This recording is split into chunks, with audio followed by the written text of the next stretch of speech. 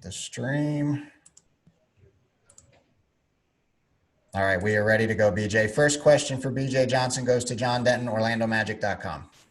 Hey, BJ, Cliff has said that, with so much uncertainty, guys having a long layoff, that he's going to expand the rotation and play maybe 10, 11, 12 guys a night. How much does that, give you a shot and make you want to be ready for this opportunity?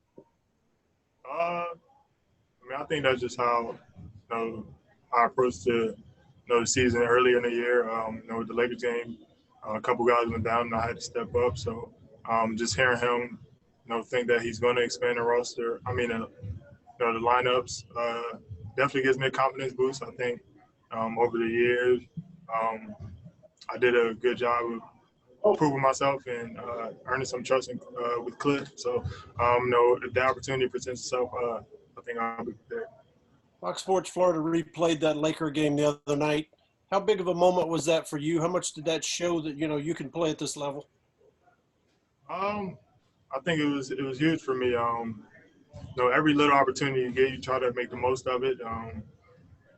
Some people don't get the opportunity, so whenever I do get the opportunity, I just do what I've been doing to get noticed and try to help the team as much as I can. Thank you. Josh Robbins, The Athletic. BJ, what has life been like in the bubble? And on the off day, were you one of the guys who went fishing or one of the guys who went golfing? Outside of the family part, not being able to see family, that's definitely tough. But the guys here do a good job of giving us things to do on off days. And during off days, I was definitely one of the fishers. I probably went fishing 2 or 3 times since we've been here. So. Chris Hayes, Orlando Sentinel. Hey, BJ.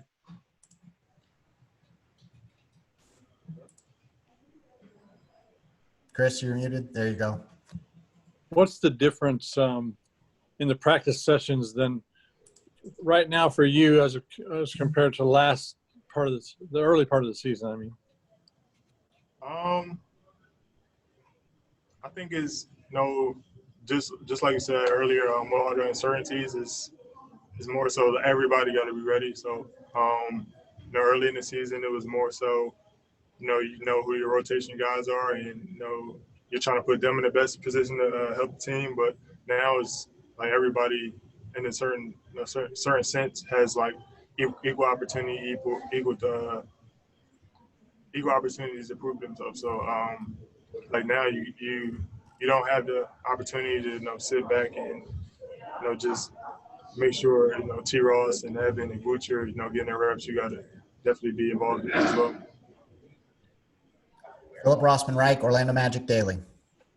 Hey, BJ, how important is it for your development to be one of the guys that are getting these extra NBA reps in the bubble or in this setting? How important is that just for your development to get extended NBA reps?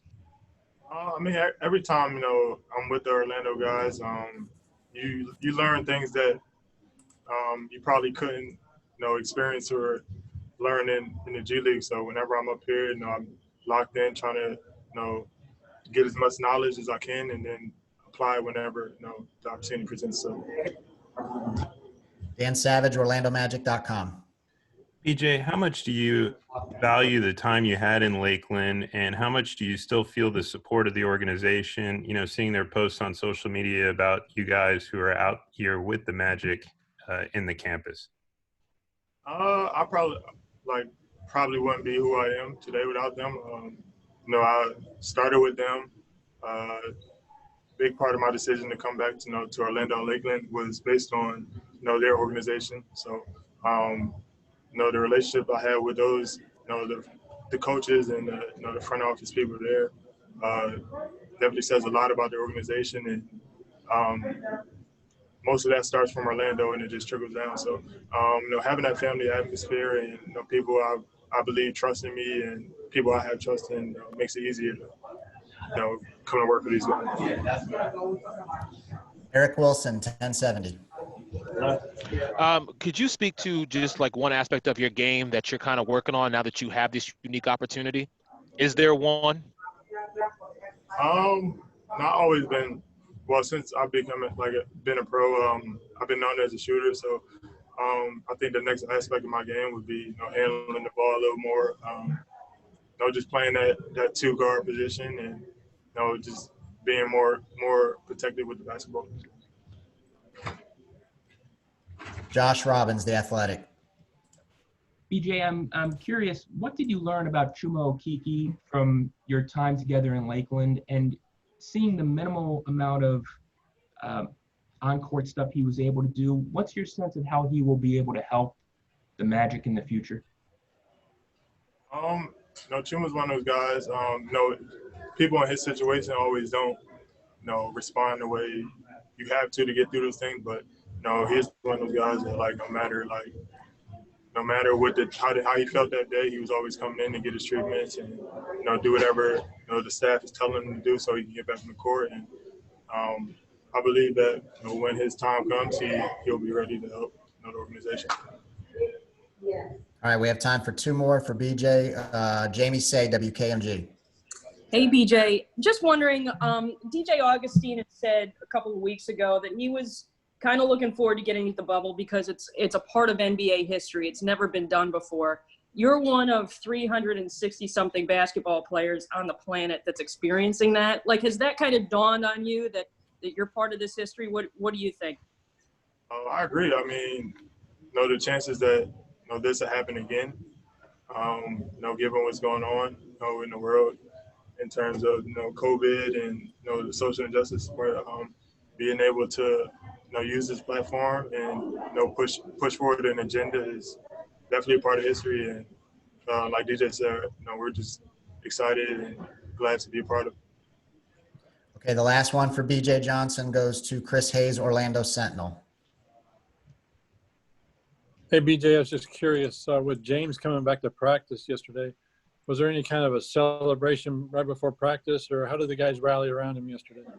I mean, every time, somebody new, gets in the bubble and is able to participate in activities, is always like a mini celebration, just because, we haven't seen that person in however many days or, however long. But I think he's a pro. He's been around, and he's pretty much straight to business once he got back. And with him going through that, does it make it more of a reality to you that this can happen since somebody so close got it? I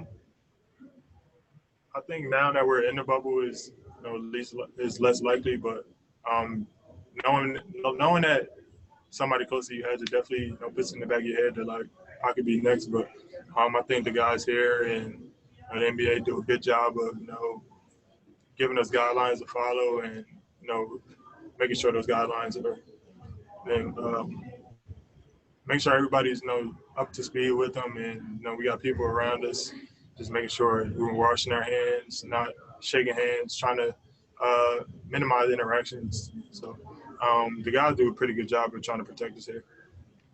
Thanks, BJ. All right, BJ, if you see BJ Armstrong, please tell him I said hi.